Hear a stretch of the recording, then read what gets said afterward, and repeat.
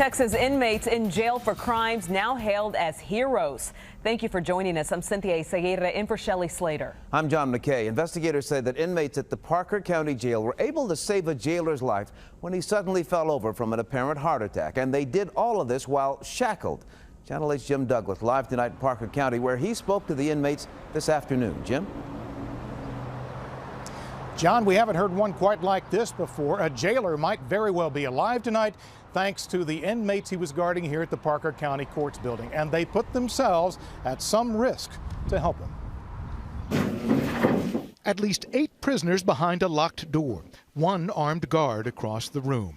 Watch the lower part of the screen as the guard suddenly slumps unconscious. He just, fell over, and I thought it looked like an act or something. He died right there, man. Nick Kelton and other inmates shouted for help, then managed to bust out of their holding room, even though they knew that was dangerous. I was a little worried because when they're going to come with their guns drawn on us. The guard had no pulse. Inmates screamed and banged on doors, so loud that deputies upstairs in court came running. They thought it was a big old fight going on down there. They thought we was taking over. He had keys and he had a gun. Yeah, it could have been extremely bad situation. Sergeant Ryan Spiegel rushed in first, corralled the inmates, still not completely understanding what was happening. Deputies started CPR. Paramedics arrived, shocked the guard, regained a pulse. Inmates watched life returning. Why did you do that?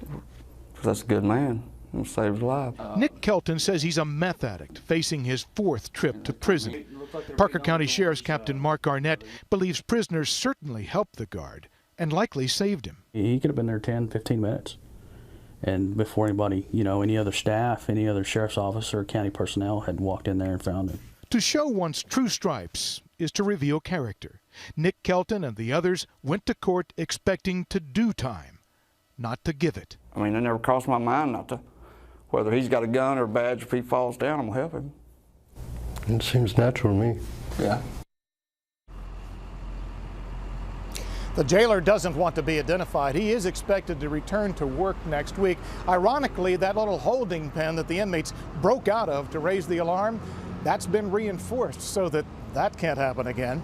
Live in Weatherford, Jim Douglas, Channel 8 News.